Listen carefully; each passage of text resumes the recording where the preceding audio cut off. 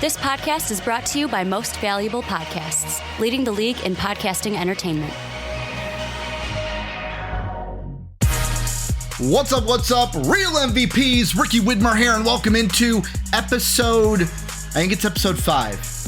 I'll double check that. I think it's episode 5 of the Draft Room here on MVP Sports. I am joined, as I always am, now I can say it full force, my beautiful co-host. You get to see his beautiful face. JD, how we doing?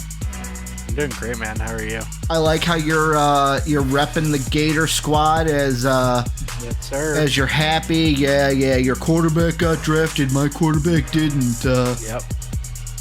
How does it feel Anthony Richardson is a Colt? I saw a tweet today that said the biggest story or turnaround has to be the athleticism the Colts have gone from Matt Ryan to Anthony Richardson. Yeah. I mean, like I kind of mentioned yesterday, I don't know how I feel about the fit of AR being with the Colts, but I love it. Yeah, I mean, but him going top 5 is nuts, because if you were a Gators fan this year, after the season, everyone's like, oh, AR isn't even a first-round talent. He couldn't do anything this year. He's a fraud. And, I mean, clearly the NFL scouts don't think so. So you know. Well, here's the thing, and I know this is not what we're going to get into, but the one thing I do want to mention is there have been a lot of people recently, one of which being, who is it on Pat McAfee? I believe he used to play for the Colts and was a defensive back. McAfee has, I can't remember who it is. The name's blanking me, but a lot of people, I think even Dan Orfalowski on ESPN has mentioned this, that a lot of people have been coming to the defense of AR saying that his wide receivers were trash and that they dropped a lot of passes and like, hey, it's not all his fault. Kind of like what I've been saying to the people that want to blame all the INTs on Will Levis. It's not all his fault.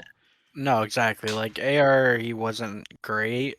Like he made a lot of mental mistakes. Mm-hmm. But yeah, his wide receivers weren't great. Like his best receiver was Ricky Pearsall, who probably will be a day 2 pick next year. Maybe I mean, there's a chance he could go in the first round, but even still, like it was a rough season. Weapons, and himself.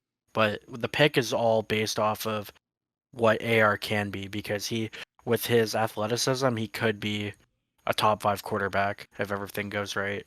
Also, I did some perusing because I was looking for day 2 stuff because I'm kind of a degen and like to throw like a little bit of like $2, $5 here and there. No day 2 stuff for betting on the draft, but you want to know something that's interesting, JD? Sure. I'm going to ask you, Caleb Williams, number 1 overall odds to go number 1 next year. What are his odds right now? Because they're out. They are out. Next year's odds are out. I'll say minus 400. Minus 550. So even like worse than what you were saying. The top 5 odds for next year. Caleb Williams, minus 550. Drake May, plus 600. Okay. Marvin Harrison Jr., plus 2,000. A name Ricky's going to screw up in Olumuyiwa Fashanyu. Plus the offensive plus 2550. Don't know. Don't have positions here. I just have names. Joe Alt at plus 2,500. And then Michael Hall Jr. And Kool-Aid. He's going to be my favorite. Kool-Aid McKinstry is going to be my favorite player. Both Michael Hall and Kool-Aid are plus 3,000 for next year's draft. Those are on DraftKings. Them and FanDuel already have odds for next year. Do that already.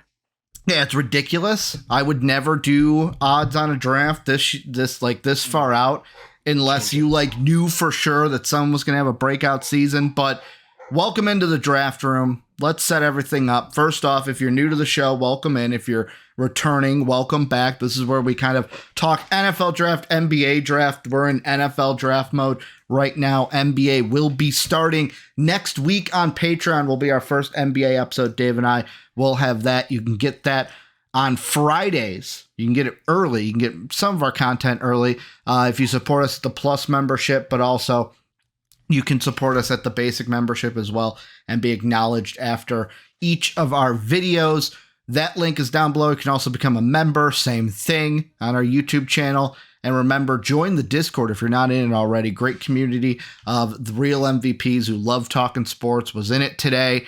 Was kind of talking to Kai a little bit. I saw a little bit about the Detroit Lions. Had to chime in. He responded to me.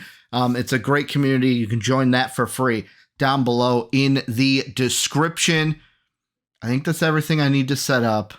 JD, we have a jam-packed show. What we're talking about today, first round. The second round is going on. I see Steelers are on the clock.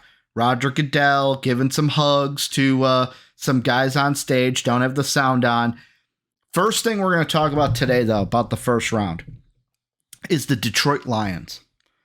Reason why we're talking about the Lions is, in my humble opinion, JD, the Lions reached on both of their picks. I know that the first pick, they did trade back. They got, like, the Cardinals traded up, ended up getting Paris Johnson. There was a lot of moves in that top 10. Cardinals traded back and then traded up. So the Lions were at 12 instead of 6. But they took Jahmyr Gibbs, the running back out of Alabama, at 12. Then later on at 18, I believe they stayed at 18. Let me look at the Instagram post that I have with the order. They stayed at 18 and they took Jack Campbell. Here's what I think. Before asking you, I'm just going to tell you my short thoughts. They reached on both. Second round talents. Probably should have looked to move back more. However, like I've said before, I'll say it again. I can't wait to hear after the draft is over how a lot of teams tried to move back, couldn't find trade partners. So really should we be looking at the Lions like, you hit 2 needs, congratulations, or you reached, you probably could have traded back and got more assets? Well, I'm going to preface this first by saying I do like both prospects that they got. Like, I love Jahmyr Gibbs. I wanted the Bengals to draft him at 28. And I like Jack Campbell. I think he's the best linebacker in this class. Ooh, you like him better than Drew Sanders? That's a hot take. I do. A lot of people have Drew do. Sanders as the best linebacker in this class. Yeah, I know. I mean, that's a topic for later. Yeah. But yeah, I didn't know that. I didn't know that you like Jack Campbell the best. Yeah, I do think he's the best linebacker. But with that being said, I think the Lions did reach there. Because I was thinking about this once I woke up and I slept on the what happened last night. If you were gonna take a running back, you should have stuck at 6 and just taken Bijan, because I think Bijan's significantly better than Jahmyr Gibbs. But also, what also came to my mind is you let go of Jamal Williams, who had a really good season, and you I don't want to say you wasted, but it kind of forced you. Did they let him go, or did he not want to come back, or did he get more money somewhere else? I can't remember. I mean, either way, like I honestly don't know. I don't know what the offers were, but the point is he's not lying anymore. Bingo. But you got Montgomery. I mean, I'm personally not super high on Montgomery, but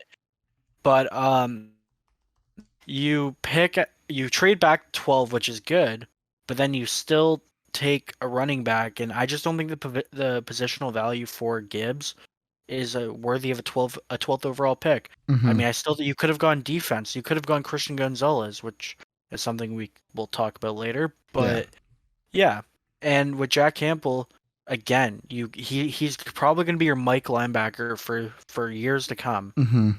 But is he that much better than Drew Sanders or whoever else you have, like Henry To'oTo'o? Like, I mean, he's probably better, but you could get these linebackers 2nd, 3rd, 4th round. Yeah, and I'm gonna jump in here because for me, I feel like first off, running back, like the Gibbs pick first. Running back was a need for the Lions. I'm not gonna act like it wasn't. You need in this league, you now need 2 guys. You need a bell cow, and you need like a change of pace. Like usually, how it works is, you need one guy to be your main back. If he's a speed back, then behind him, you need a power back. If he's a power back, you need a speedy guy behind you. You need one of your running backs to be a pass catcher because of how the league is with passing now. You look at the Chiefs and like basically how they've revolutionized offense. It's like the offense isn't the same thing anymore. Yeah. I look at it and I go, yes, it was a need. You need a back behind Montgomery, but it's exactly like you said. We've talked about it. There's two positional groups here that we need to look at: the running backs and the cornerbacks, both of which we have said are pretty deep this year. There weren't a lot of there were more top end guys in the cornerback department than the running back department. But if you look day 2 and beyond, there's a lot of guys in both of these position groups. And I look at it and I look at the guys later on that the Lions could, because the Lions also, you got to take a look at this. You get picks by moving back to 12. You already have a lot of picks because you traded TJ Hawkinson to the Vikings. Like, this isn't a team like the Eagles that I kept saying, oh, they have 4 picks after this first one. They should probably trade back. Oh, they only have 4 picks after this first one. By the way, I'm going to throw it out here because it happened. Congratulations, Joey Porter Jr. is a Steeler. That's the exact pick that I wanted. You probably didn't. You're going to get some of those reactions because, of course, I have the draft down as we're recording this. God, I really wanted JPJ to be a Steeler. He gets to play where his daddy played. That's exciting. But Lions, I wouldn't have gone Gibbs this high. I would have, like you said, I would have either, looking at the board and how it played out, Christian Gonzalez was there. That's a bigger need. I look at other needs because the Athletic did a great write-up for most teams about their biggest positional needs. And it's okay, tight end, you're not going to go that, you're not going to go that in the first. And I probably wouldn't have, okay, you could have gone Michael Mayer at 12. You could have. Yeah. That would have been, a more reasonable pick. That would have been a more reasonable pick. Linebacker they needed. They got that with Campbell. We'll look at that in a second. But defensive tackle, also a position that they need to look at. And it's I look at this. You traded Darius Slay. You had Christian Gonzalez there on the board. And I just look at it and I go, to me personally, I rather have taken, with how I've graded the guys, I know everyone's different. Maybe the Lions had a higher grade on Gibbs than they had on Gonzalez. Maybe Witherspoon was their guy and they didn't want Gonzalez, and the Seahawks taking Witherspoon messed up their plans. I would have went with Gonzalez over Gibbs and tried to get one of the running backs later because, like I mentioned on the live stream yesterday, JD, there's a lot of the running backs third round and on that I love more than Gibbs. Okay, I'm not there. No, I do. Think they're still very good. Well, the thing is, and I mentioned it yesterday during the stream, but the reason why I can't completely trash this pick, even though I'm not a big fan of it, is because we talked about, Jameson Williams is suspended for I don't wide receiver for the Goblins. Yeah. So with Jahmyr Gibbs, he's by far the best catching the football. Yeah, sorry, pass catcher. Pass catcher. A running back in this class. You can throw him in the slot. He'll make guys miss. He's a good route runner when he's in the slot. He led Alabama in receiving yards this year. So, I mean, if you're going to use him as a slot receiver as well, obviously not saying you're going to change the position, but if you want to play him a lot in the slot until Williams gets back, then do it. It'll work. So that's why I can't completely trash the pick, because I get it. I just think if there was a way to trade back into the 20s and get him, I would have liked it a lot better. Or if you want to stick at 12, I think you could have gotten other needs, because that defense, like I mentioned yesterday, and Lions fans know this, it was atrocious. You could have gone Van Ness. You could have gone Liz. You could have gone anywhere on the defense, and I think it would have been a better pick. All right. Head to what's going on? Sorry, the Titans. I think the Titans are trading up. Are they? No, not on my screen unless you're before me. But or wait, no. Okay. I was a little confused. Yes, the Titans are trading up. Oh, okay. The Titans are trading up. All right. Could be Will Levis. I could be buying a jersey here on the podcast. But, like, you say, oh, I can't trash the pick. I can trash the pick, and I'm going to. Because to me, it's like, when you look at needs, it wasn't like you hit 2 needs, you did what you needed to. But just because you took something higher than you needed to doesn't make it a good pick. And I know hindsight's 2020. In a couple years, we'll see how this pans out. But I mean, like, you talk about like, oh, he's such a great receiving back. Well, with me watching, and I always mess up his name, Devon Achane, or is it Achane from Texas A&M? Achane. Yeah. Watching him, I wouldn't say, like, maybe he's not better than Gibbs in pass catching, but he's a pass catcher. He can catch the ball out of the backfield. Like, that's the whole thing too. Is that the one thing you were looking on? Like, pass catching, I'm not really worried about with the running back too, because what was David Montgomery? I almost said Devin Montgomery. David Montgomery's biggest strength coming out of college, pass catching. Bears fans were excited because, oh, we got a pass catcher in the backfield. Like, you already signed that. The guy I would have targeted, I'll be completely honest, I think that Zach Charbonnet out of UCLA, he is my favorite running back in this entire. Well, okay, second. I forgot Bijan's. Like, Bijan's at the top, and you forget Bijan's there. Bijan's my favorite. But out of everyone outside of Bijan, Zach Charbonnet is my favorite. Like, I feel like that is somebody I can't wait to see where he goes. I thought the Lions would have been in on that. I think the Bengals should be in on him. Like, he is a running back that I like. Him. I also like Ibrahim out of Minnesota. I'm high on Miller from TCU. I don't see a lot of people being high on him. You have guys like even Chase Brown, who's a day 3 guy, Illinois guy. His brother's going to go. Like, we're going to get brothers drafted in the draft, which is going to be good. Deuce Vaughn out of Kansas State. Like, there are so many other running backs that it's like, the other thing I also look at is, okay, let's say you're not going to go with Gonzalez. Like, I just look at this and let's just look from a BPA standpoint. I rather have them said, hey, you know what? We're just going to go straight BPA and figure it out. I rather have them have just taken Lucas Van Ness. Get more edge rushing. Like, you already have. You got the best edge rusher last year in Aiden Hutchinson. I'd rather have you done that. Just go straight BPA than, hey, we got to go with the need, so we're going to reach. And, like, I don't know. I just, it hit needs, but I think you could have gotten it, like, the bargain that you're getting here, there's no bargain. You're overreaching. You're over, like, if this was free agency, you're overpaying for this pick. You're overpaying to get Gibbs when you could have got someone else and kind of pivoted and said, hey, well, I know this ain't a need, but we're going to take this. I'll get running back later on because there's a lot you can do. Now, what I want to ask you, though, like, I know hindsight's 2020, but if Gibbs becomes a top 5 running back in the league, then I'm proved wrong. Yeah, then I'm proved wrong. Hindsight's always 2020. Hindsight's always 2020.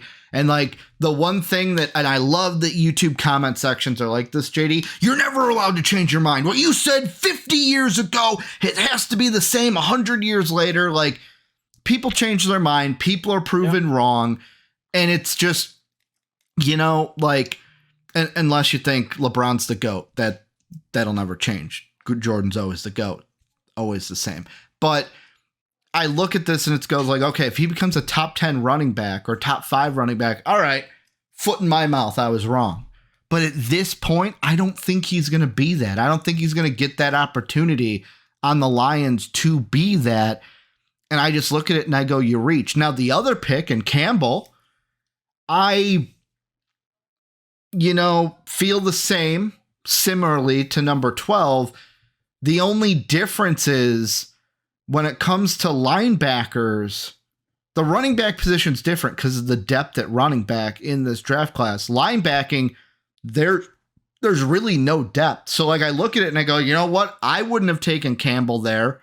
But really, if you need a linebacker, like the Lions do, the write-up from The Athletic, I'm just going to read it.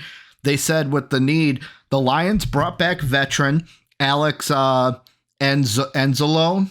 I always say his name, Enzalone. Former Gator. On a multi-year deal, giving them a stable presence and a high-character locker room guy for the 2023 season. However, adding more young linebacker, perhaps on day 2, would make sense. Detroit passed on this year's external free agent linebackers, so maybe the front office has its eye on one in the draft. We all thought it was going to happen. Like, the only thing that I'm like, okay, I can't be as hard on it as the Gibbs one is because linebacker, you got one of the top 2 linebackers, and the linebacking depth isn't that good. Go ahead. No, because we're talking about the Lions. It just happened. Dude, what did Michael Mayer do? Yeah, they got Sam Laporta over Michael Mayer. So, like, I don't hate this pick for the Lions. Yet again, are the Lions just reaching on everything? I don't know. Like, I'm sorry, Kai, my boy. I know you're listening, but man, what is your team doing? Wow, I thought they could salvage this. And this just popped into my head because, like, literally we have the draft on as we're reacting to the first round pre-recording this.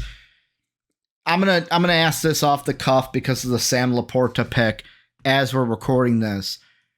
Are the Lions, mainly because of Dan Campbell, I know I can't remember their GM's name, but like their GM too. Brad Holmes? Yeah, are they basically guys that are like, you know what? Screw it.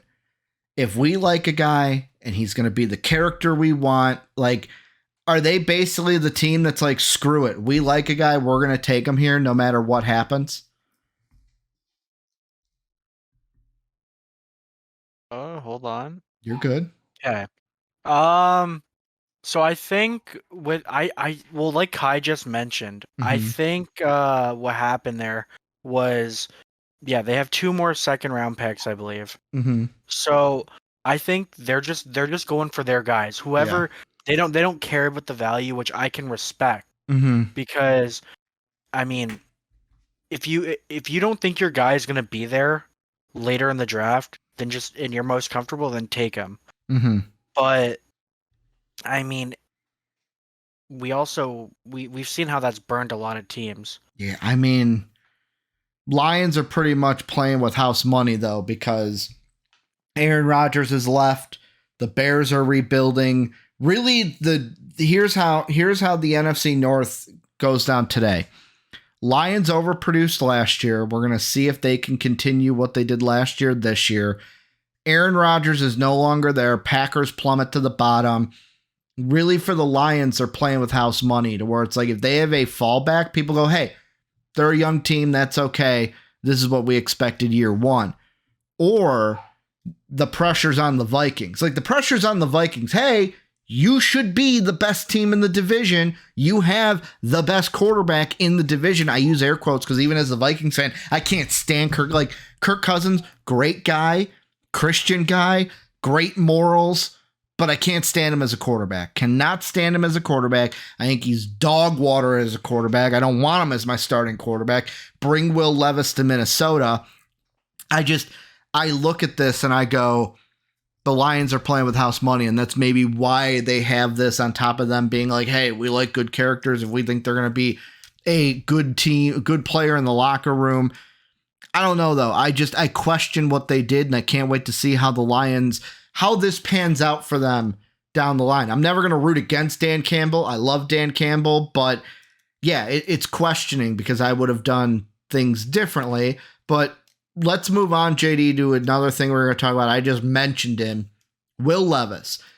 Biggest joke of the first round, and the only reason I say that is everyone loved a meme on it. Like, oh, like the analytics said he was a 91% chance to go in the top 5. Oh, it was a 0.01% that he doesn't get drafted in the first round. You got Colin Cowherd today being a bum saying like, well, he's all about flexing his arm and he loves his big arm and he's an egotistical guy. Colin Cowherd, you don't know him. And I used to be a Colin guy. JD, look at him with Trey Colin. Lance. We can't trust Colin Cowherd and what he thinks of people. He rags on Trey Lance, then loves Trey Lance because Trey Lance is dating his daughter. Then they break up and he hates Trey Lance again. Like the character, like you got to look at that and go, I can't trust what you think with how people are. That's a joke, by the way.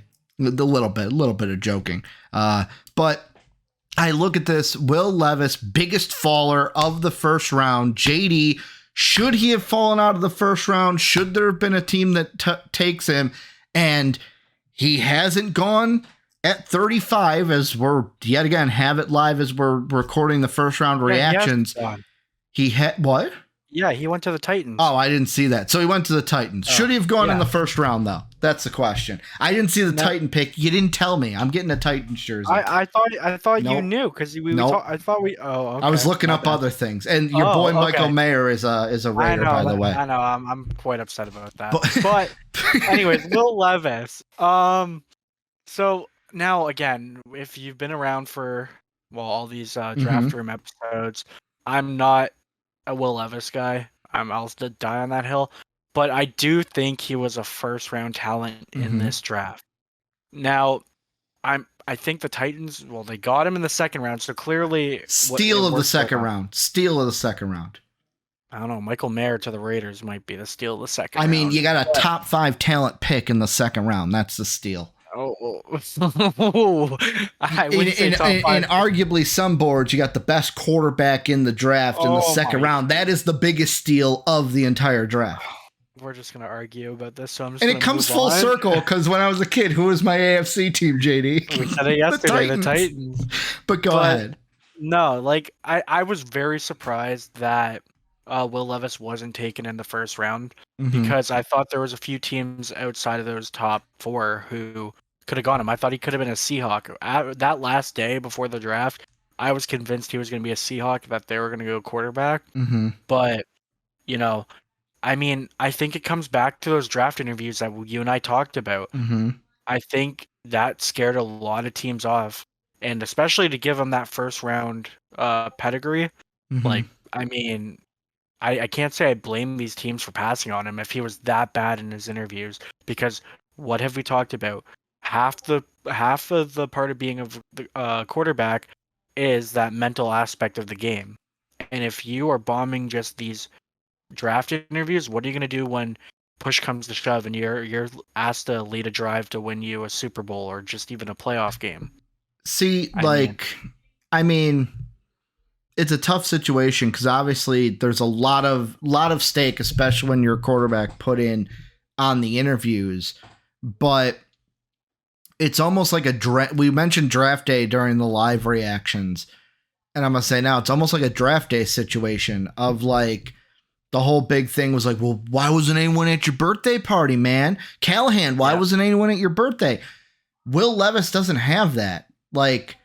You have former coaches, you have his coach now, people speak positively of him. So I wonder if it's a situation of where maybe because we all know those guys of, man, he's cocky, he's kind of an ass, man, I could never like him.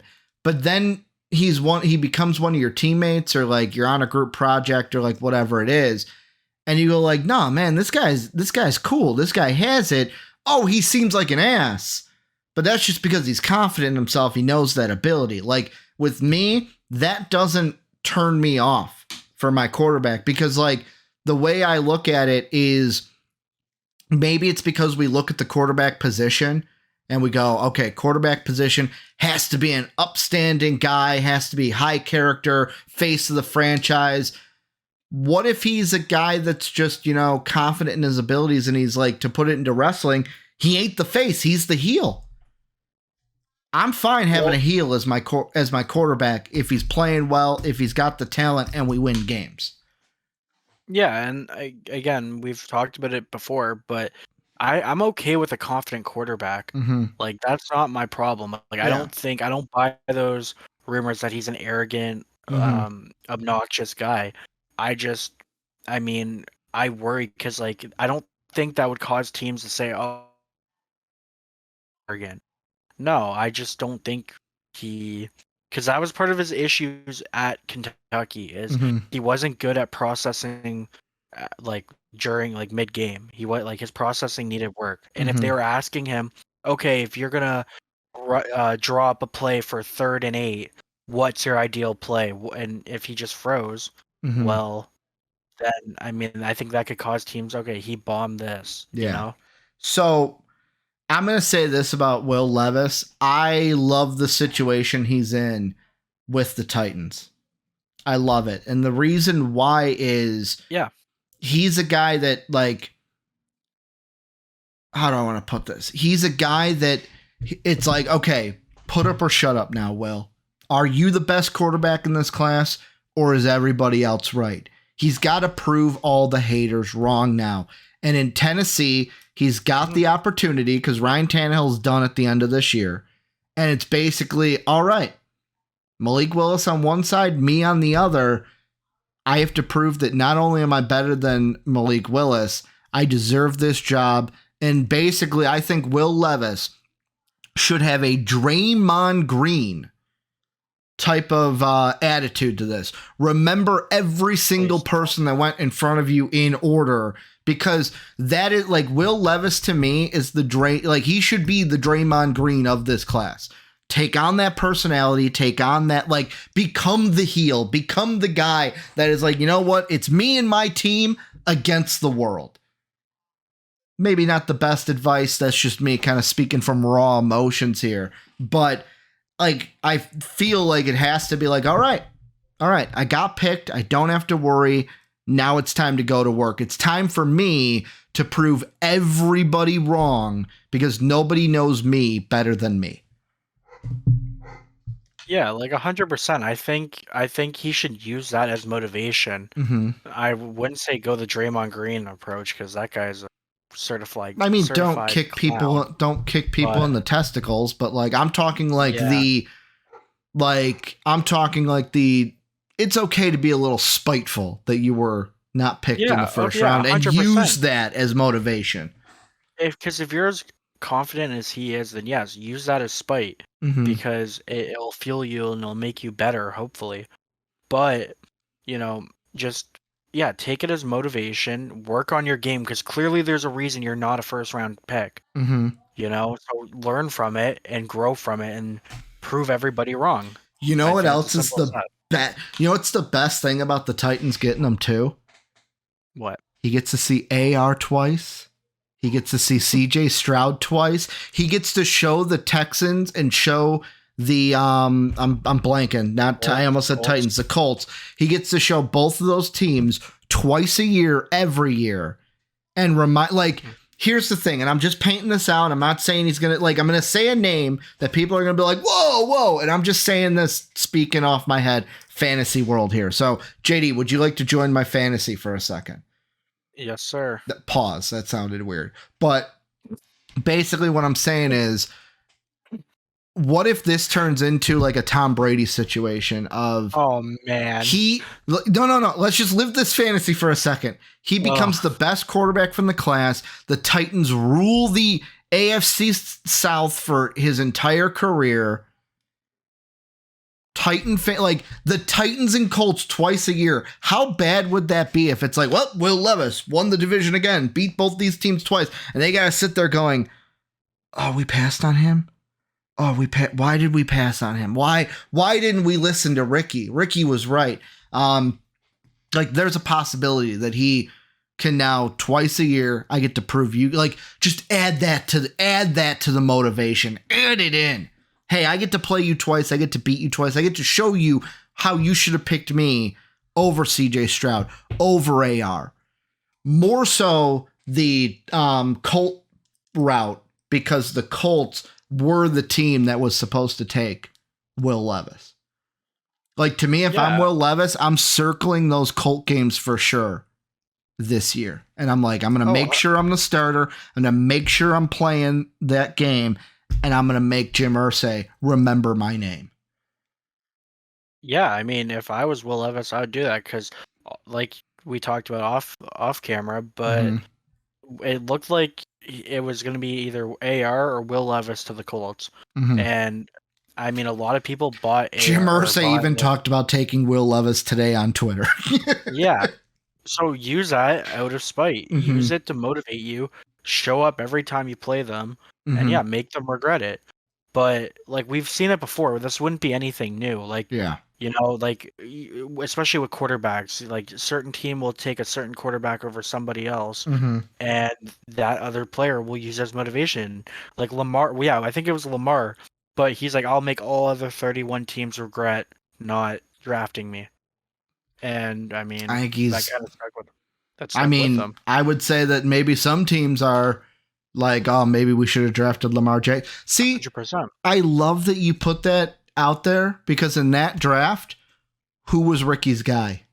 I didn't. Now it wasn't a this situation of like I didn't think he was the number one quarterback.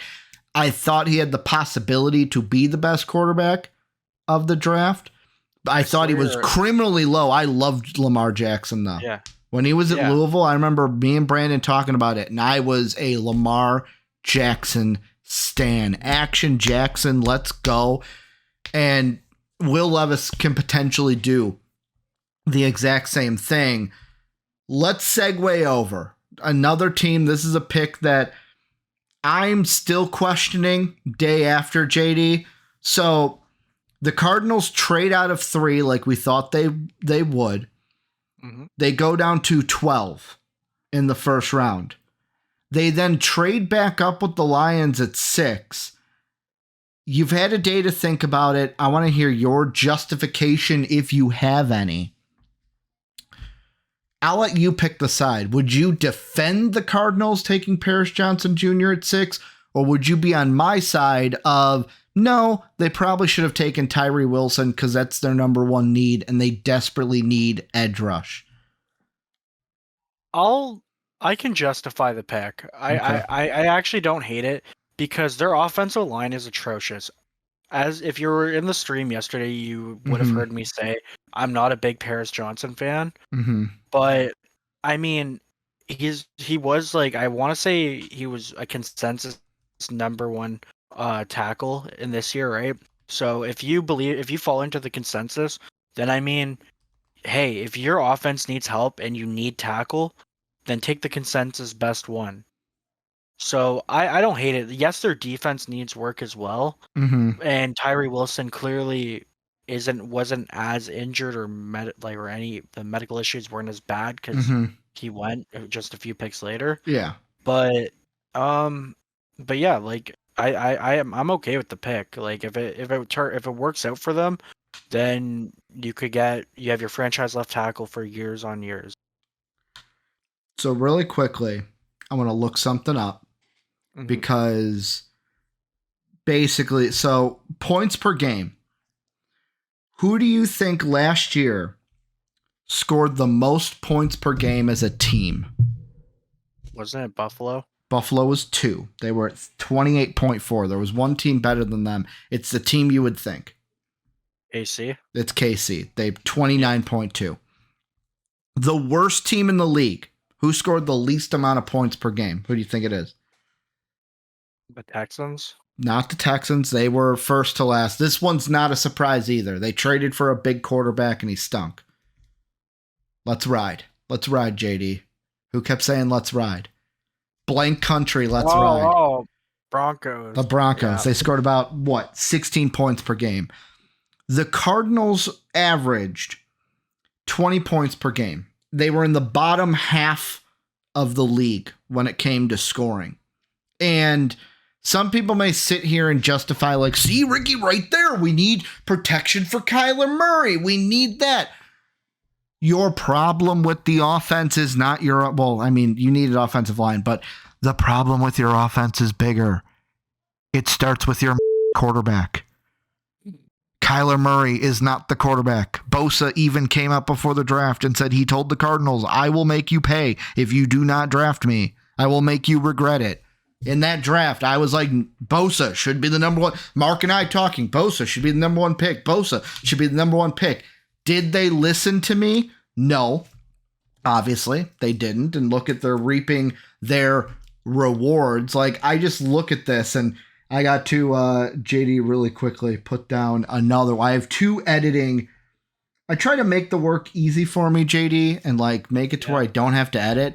But sometimes I say an F word, an S word, the a word that might be offensive to people of small stature. So I edit these things out and bleep them because I get too over carried. And but basically, Kyler Murray's your problem.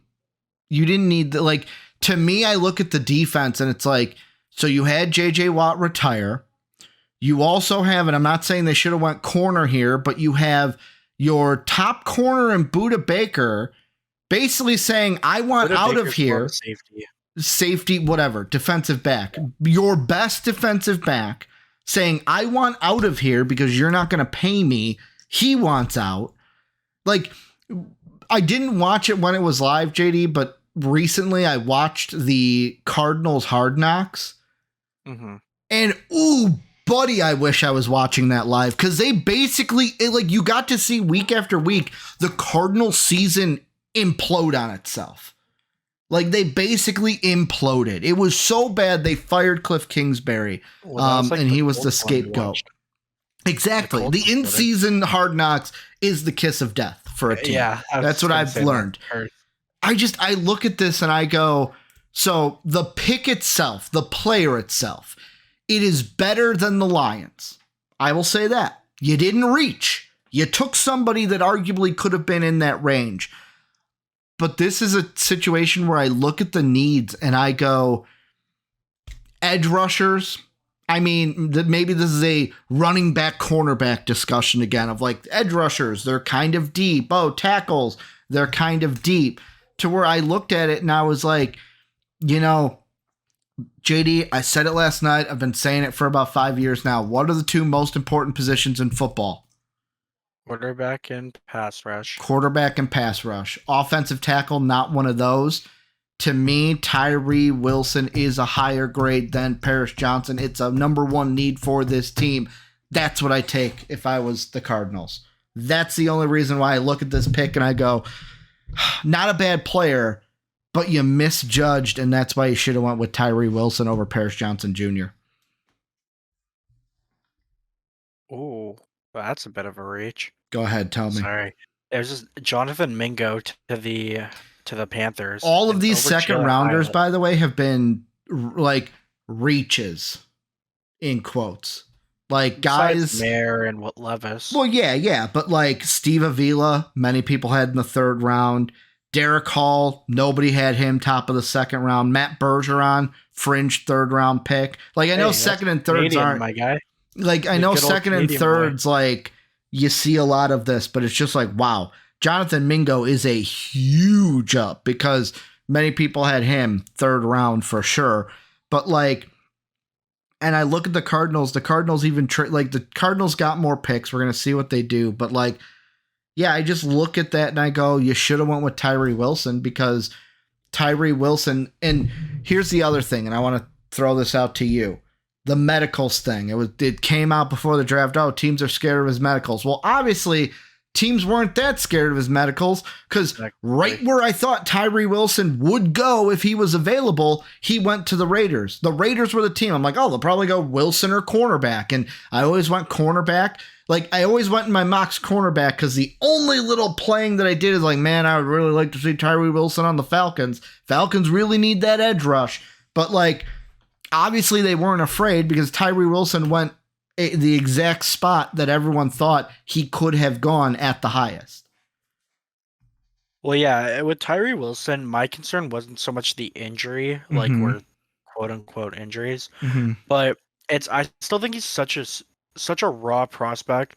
Like that's why I think I'm leaning to being okay with the Paris Johnson pick, because even though I think Paris Johnson isn't a complete prospect, I think he's further along at offensive line or offensive tackle than Wilson is at defensive end. I think I think that if you would have gone Wilson, it's just a pick for the future. When Paris Johnson's more of he can help you now. I'm glad you brought that up because this is the last thing I'll mention on the Cardinals before we do move on to the next thing we're going to talk about. I said this before the draft, and I'm going to reiterate it now. The Cardinals are at a position. They're at a fork in the road. They have to make a decision. On the right is a retool. We're still going to try to compete. We're still going to try to, be the best team we can, but we're going to basically rebuild while we do it. Or the left, and this is the way I think they should just go. You know what? We had to fire the head coach. Quarterback we drafted to come with them ain't working. Our Buda Baker wants out. JJ Watt's gone. We're probably going to, I know they said, we're not going to trade DeAndre Hopkins this week, but guess what? He wants out too. But I look at this and I go, the team is imploding. Take that red button, smack it down, go over to the left, rebuild. This is I know it might seem like, oh man, we could still compete in this division because the Niners, they're the best team in the division, but they're a question mark because Trey Lance, it looks like they're out on him. Brock Purdy, how's his injury going to come along? Jimmy Garoppolo ain't there no more. Seahawks might be the best team coming into this division. The Rams are not that great anymore. That maybe the Cardinals go, hey, this division's wide open and we can, if we string it all together, but guess what? You're not. The Cardinals are not going to win this division. The Cardinals are not going to make the playoffs next year, JD. Don't try to retool. Don't be the White Sox. Go for the rebuild. Don't be the Chicago White Sox. Well, they aren't going to make the playoffs as well as because Kyler's going to miss the first. Because of Call of Duty. Yeah, Call of Duty comes out in November. Well, he got injured. Yeah, but Call of Duty comes out in November. So, obviously he misses that month. Is it fun? It's a meme, but every time Call of Duty comes out, he plays bad. This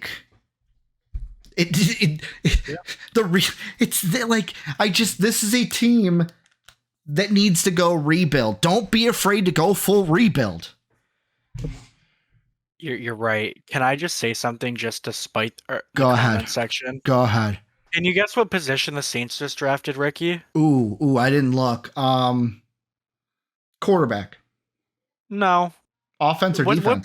What position don't the Saints need? Because Cam Jordan said they're not going to draft. D-line? Edge. Oh, yeah. They're not going to draft an edge because they have so many. Funny. Isaiah Foster. Funny about that because I was told, you're right, comment section told me, oh, you know what? They're not even go D-line in the first round. They went D-line and then they went edge. Kind of like it's a big need for the Saints. Yeah. Well, I like the pick for the Saints. So I do. But the Cardinals, I look at it and I go, this is a team that should be entering the rebuild. What you set up with the Kyler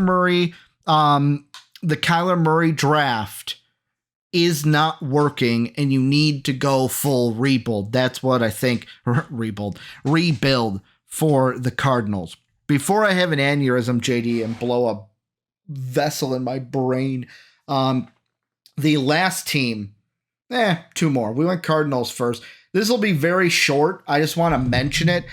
How did the Texans pull off what they did? I still, 24 hours later, do not understand how the Texans, how the Texans played Madden, EA Sports in the game and pulled off what they did. I've never seen that happen. I almost feel dumb. I'd be over the moon. I almost feel dumb, JD, because you know what I thought to myself at least 5 different times today? What? What they did sounds like something I used to do for our mock drafts and people would call me dumb for. Oh, no brainer. They would move up. Oh, they don't have to. Blah, blah, blah, blah. The year that I don't do something crazy like that in a mock is the year it happens. I just want to give the Texans so much credit because I want to give D'Amico Ryan most of the credit. Because think about it, when you're picking in that top 5, obviously you scout a few different players, but you really zero in on that one guy, and you just kind of throw the other ones away. The Texans zeroed in on 2 guys here, and they're just like, you know what, screw it, we're getting both of them, it or not. We have the assets. You know what else I was kind of thinking about? So I said yesterday that they made the smart decision of drafting the quarterback first because all the quarterback needy teams will then stop calling the Cardinals. Based on how the first round went, the Texans had to have a small inkling of an idea of what teams thought about AR and Will Levis. Yeah. Because usually you would think, oh, well, CJ Stroud's not there. I'm still going to call to trade up to 3 to try to get, Will Levis or AR. And I just find it funny that, CJ Stroud gets taken. No team trades up for either AR or Will Levis, and it allows the Texans to do just that. Like, that's to me the big brain 4D chess move. What did you just say? It was a perfect situation for the Texans to do that, because I don't think we'll see that in maybe. I can't remember in my lifetime when we've seen that happen. Yeah, when we're not playing Madden. Been watching the draft, I haven't seen it, and that's been like 7 years. I'm just shocked. I still don't know how it happened, and I don't know how to explain it. Before we wrap up the show today, JD, last thing I want to talk about is the Bills, Buffalo Bills. They trade up from their pick with the Jacksonville Jaguars. They take Dalton Kincaid. I'm going to ask you straight up, JD, is this a bad pick? My instant reaction yesterday was yes, it was. But after thinking about it and sleeping on it, I don't think it's a bad pick. Now, you don't need tight end because you have Dawson Knox, but you need a weapon. And Kincaid can play in the slot. You can run him and Knox together with 2 tight end sets, like I said yesterday. And he just gives Josh Allen another person to throw to. And he's a willing blocker. He's not a great blocker. He's average, but he's a willing blocker. So, and he's also, in my opinion, a top 15 talent. So you get a top 15 talent at, 25 they traded up to? Yeah, 25. Yeah, so, and it kind of came out. I've been seeing that the Cowboys, Kincaid was number 1 on their big board for possible targets. So you jump the Cowboys to get Kincaid. So, I look at this, and I'm going to say one thing first before I say yes or no. I think that the Ravens pick at 22? No, yeah, 22. The Ravens pick at 22 impacted this pick. Because I think that, and yet again, I'm not in the war room for the Bills. I don't have any sources for the Bills. But how I would think about this is, I think the Bills were zeroed in on getting an offensive weapon in the first round. I think that maybe on their big board, Zay Flowers was number 1, just because he fits exactly what they need. Speedy receiver, slot receiver. Fits perfectly. But after he was taken by the Ravens, which, let's be completely honest, a lot of I was thinking about this when it comes to my mocks and maybe a lot of mocks out there, is you could look back from each pick and go oh, well, that's an interesting pick, but it might have happened because of this. Because I look at it and go this chain reaction, let's follow it back. Bills go with Dalton Kincaid. Well, they probably went with that because the Ravens went with Zay Flowers. But then on top of that, why did the Ravens go with Zay Flowers? Because the Bucks went with Kalijah Cansey. Or Cansey. Right the first time. To me, the Raven, if Kalijah Cansey is there, is it Cansey or Cansey? Because now you're giving me a face. Cansey. Okay, it's Cansey. Kalijah Cansey, if he was there at 22, probably would have been the Ravens' pick. But because he's not there, they go with Zay Flowers. That then messes up what the Bills were going to do. And the Bills were probably exactly what you said. Well, we lost out on Zay Flowers. I don't want to lose out on a weapon that can help us. Let's go ahead and trade up. So I can justify it. But yet again, the thing that the story of this draft, I think, is going to be, and I think it's going to come out after the draft. Teams wanted to trade down in the first, but nobody wanted to give up what was needed to trade up. Yeah, I think that's exactly the situation, because I think we said it on our first ever episode, Mm-hmm. but like with how this draft is, with how people value these prospects, Mm-hmm. who like like clearly there was a few trades, right? Yeah, but But I most feel of like them, a like, lot. I'm going to cut you off. Think about it, though. Most of them, like Will Anderson, top 10 pick. Yeah. Paris Johnson Jr., top 10 pick.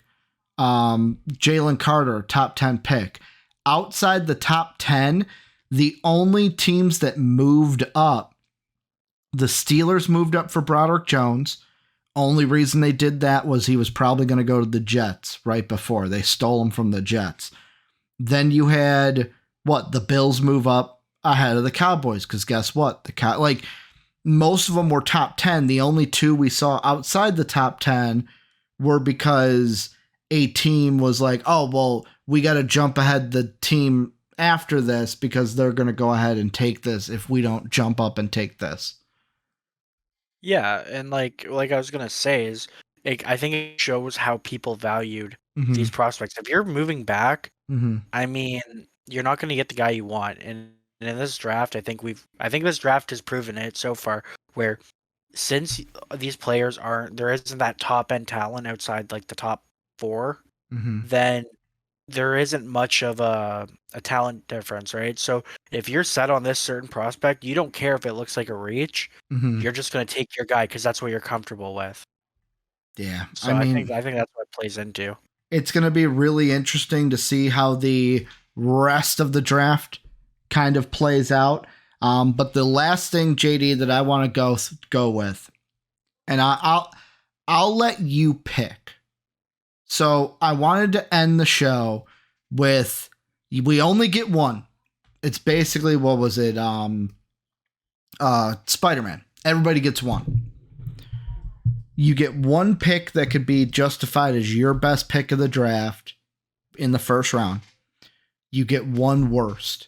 I will let you pick. What do you want to start with? Give me either your worst or your best and why, and we'll start with that one. I think we both should start with our worst, so that way we end the show off on a good note. Okay. Well, whatever you picked, if you were going to talk about your worst, I would then talk about my worst. So I'm letting you pick worst or best. Which one do you want to go with first? Let's start with worst. Okay. Go ahead. So, kind of, we hinted on it at the start of the show. Mm-hmm. My worst pick is Jack Campbell of the first round. Now, like I said, he's my number one linebacker. But like I've mentioned, I think you could have gotten, if you didn't get Jack Campbell, you could have gotten somebody similar, because I don't think the gaps between the top 3 or 4 linebackers are anything massive. Mm-hmm. Now, unless you're completely confident that Jack Campbell's the next Roquan Smith, I don't think you take him in the top 20. Mm-hmm. Now, again, you did hit that defense, which is what you needed to improve on. But I would have gone. You could have gone a corner. You wouldn't have gotten Gonzalez at that point, but you could have gotten Joey Porter Jr., who, yes, he fell, but he was a first round talent by a lot of people. You could have even gone receiver if you really wanted to replace Jameson Williams. Mm-hmm. And so I'm just gonna say they should have went corner with one of their 2 picks. Well, yeah, exactly. I think they should have gone corner mainly, Mm-hmm. but it just didn't work out that way. But like I've said, I do like Jack Campbell as a prospect. Yeah. I just don't think the positional value was great for him there.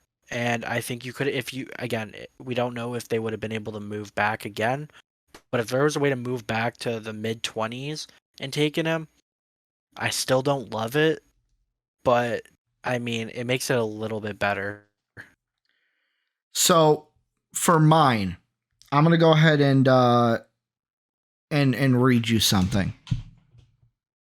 I'm gonna screw up one of the names. Just roll with it. Actually, I'll leave the name out because it'll give away what team it is. Blank provided an encouraging update on Rashawn Gary's ACL rehab last month, but this team needs better depth behind him, even if he's ready for week 1. The pass rush led by Preston Smith, Kingley, Inagbar, and Justin Hollins, who's still an unrestricted free agent, disappeared after Gary's Week 9 injury. So I get that it was a need for the Green Bay Packers, but I look at the Packers at 12 and I go, I like so many other edge rushers later in the draft. Now, maybe they were in a position of like, you know what, maybe the edge rushers go by the time we pick. I don't want to lose out on that. But I look at this and I go, Packers gonna Packer. That's what it's become. I feel like, JD, it seems like for 4 or 5 drafts now, it's been like, oh, the Packers should take a wide receiver. Oh, maybe get A-Rod some help. Oh, maybe take a wide receiver. Get A-Rod some help. This year was the year, JD. You lose Alan Lazard. Randall Cobb wasn't. He's kind of the Walking Dead, basically, at this point with injuries and stuff. But you lose Randall Cobb. You lose Big Bob Tunyon, who's he's in Chicago now. He's your biggest rival now. I look at this team and I go, you needed a weapon. You needed a weapon. Like, this was the perfect, even, what's his name? The guy who does like this fan base reacts to this, the Tom Gossi, I think is his name, on Twitter. He does the one where like he sits on the couch and he's dressed in like the Titan uniform. It's like Titans react to their season.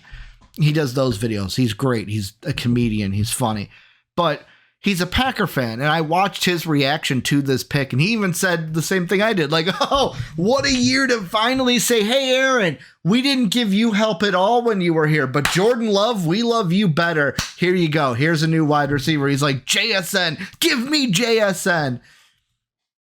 JSN should have been the pick here, JD. Like, I agree.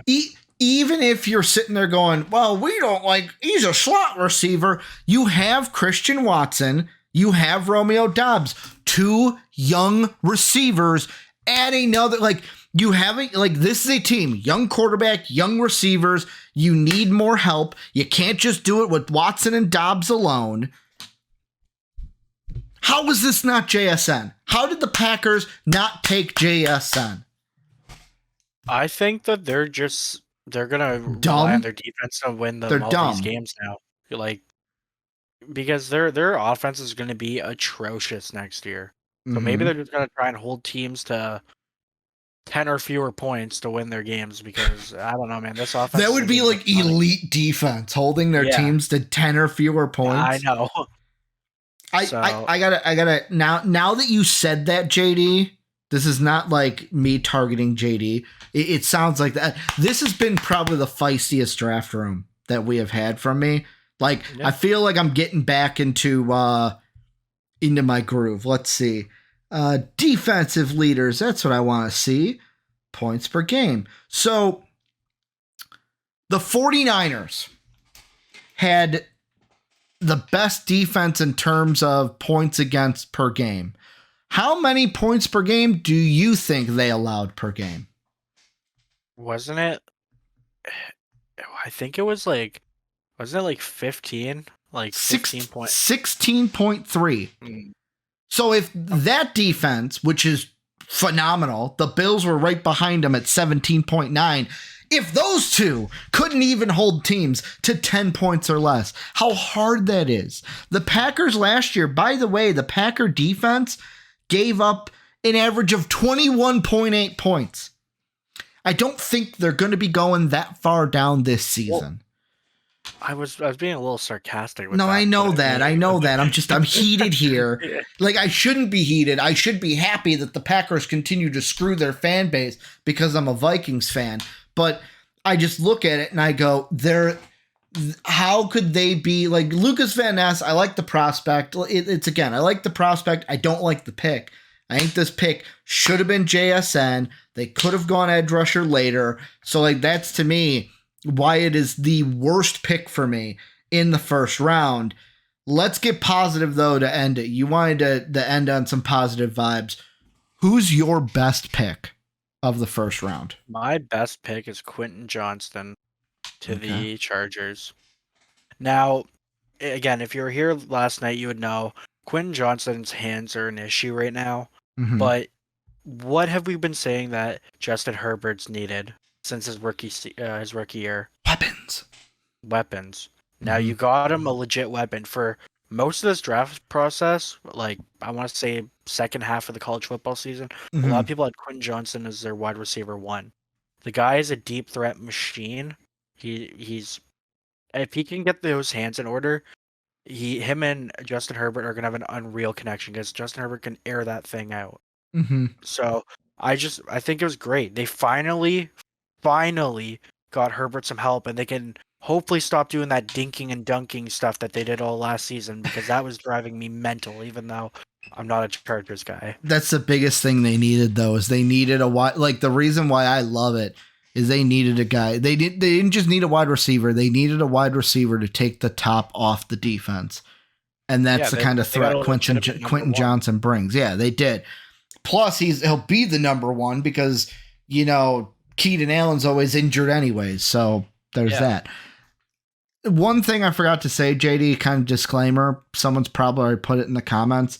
When we did best and worst, we decided anybody in the top 5 is out.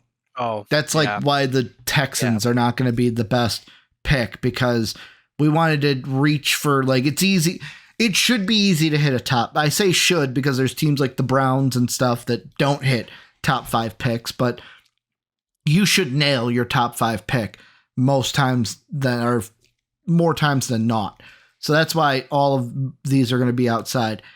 JD, I said we all get one, but can I give some honorable mentions real quick? Some thought process of, like, when it came to worst, it was between two. It was between Lucas Van Ness for me and then Paris Johnson Jr. So Paris Johnson Jr. was more so because I would have went with Tyree Wilson, but we already talked about that. For best pick, I really like the Bears. I just really liked what the Bears did in general, trading down from 1 to 9, getting DJ Moore, trading down again to then get their guy of Darnell Wright, who I had mocked to the Bears. So I liked that pick. I liked Soronsky with the Titans, Broderick Jones with the Steelers, Kalijah Cansey with the Buccaneers was a good one. Jackson Smith and Jigba with the Seahawks. Jordan Addison with my Vikings. There were a lot of picks that I liked, but there was one that I think stands above all, and that is number 17, the New England Patriots, taking Christian Gonzalez with the 17th pick, because I look at this team and you could say, like, well, Ricky, they should have went with Jackson Smith and Jigba. They need a wide receiver. The tackles were pretty much gone. Tackle was their biggest need. So by the time they got to their pick, well, really they were at, right, they traded down. They were they were 14. Yeah, they traded with the Steelers. So they could have taken Broderick Jones, but really offensive line, I think they could tackle later. They traded down to 17 and got not only the second best cornerback in the draft, JD, they got a top 10 caliber prospect at number 17. Like, the only other team that did better than them was a team in the second round who got the best positional prospect in the second round. Just saying. There's only one team that did better than them in that category. I just want to say quickly, the Lions finally rebounded. They took Brian Branch in the second round. Okay. They finally got one. All right, but back to the actual topic. Now, Christian Gonzalez, I gushed about this guy. He's your number one corner, is he not? Yeah, he's my number one corner. I love that. I love what they did there. The Patriots finally were going with a prospect who somebody's heard of. Like the Patriots were notorious for going with somebody's heard of. Yeah, they've been notorious for going for the guy with 5th round grade in the first round. Yeah. But no, it's a great pick. They needed help on that defense, and again, they got my number one corner at 17, and he is great value. Like it's great value there because I think he's a top 10 talent. Yeah, I love the pick. Like out of all of them, I'm like the main reason why is top 10 caliber. You get him at 17. You even traded back to get him, but JD, that's going to do it for our first round reactions. I will say this has probably been, I said it a little bit ago, this has been the spiciest episode, I think, of the draft room. I get very opinionated when it comes to drafts and reactions, and I can't wait to see what the rest of the weekend holds. So you're watching this probably wee hours of the morning on Saturday, because I'm literally going to start the exporting process as we're done with this, and we're recording this around 7:15 on Friday. How the rest of this is going to work is JD and I, after the draft is done, so next week, we'll have individualized videos where we're going to break them up with divisions. We're going to go through each team, basically like boom, boom, boom. Here's what we think of each team's draft that they had. Maybe give some grades. And then really for us, JD, like after that for next week, we pretty much, well, you get a little bit of a break. JD gets to, enjoy the summer. Summer vacation. We will then be back like around what? Like end of July-ish, to where like basically there will be a point after the NBA draft will happen, and then pretty much in July is when you and I will be, because like the NBA draft will be done in June, and then it's pretty much here. And this, I'm thinking this live to let everyone in on it. We can either do two options, because I've seen YouTube channels and podcasts do this. Because there's no really draft news either in the month of July, we just take some time off and just say, hey, we're going to have like a little bit of time off. Or we think to ourselves, hey, we could do some draft content, and we just go right back into NFL draft, but for the 2024 season. We haven't talked about that. We haven't even discussed this. I'm just, thinking this out loud. You were going to say something though. I don't want you to feel like your opinion is suppressed. Nah, it's fine. I was just gonna say, because like we haven't talked about it much, like you said, but we could do something where like typically the college football season starts like August, last week of August. It's usually Memorial Day weekend. Is it Memorial Day? That's the one in August, or Labor Day? Yeah. Labor Day weekend. I think it's Labor Day. Yeah, Memorial Day is in the spring. Yeah. So we could do something like, because by then we'll have somewhat of an idea of like who are the top prospects going into the 2024 season, and we can do a little breakdown, and then like, what do we expect from prospect A? Yeah. And then realistically, we will have a lead in into the college football season. Then at that point, it's throughout the season, we're just talking about prospects. We get to, and then basically, the process writes itself, and that's like, okay, this is what we're used to. But for the meantime, after the draft this upcoming week, we'll have videos out recapping the draft division by division. Next Friday on Patreon, the Monday after. So that Monday, to get a date for everyone, if you want to support us on Patreon, next Friday, the 5th, right? The 5th?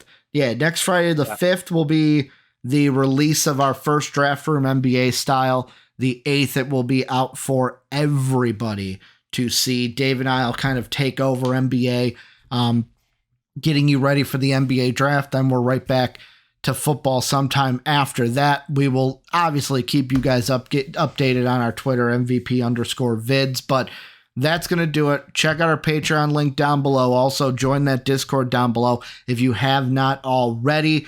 JD, I know I'm going to say this again because the draft ain't over yet, but this has been the small amount of time we got to spend on this draft together was fun. I can't wait to see what we do for the 2024 season, because that's going to be even better, and it probably will be a better class than this one.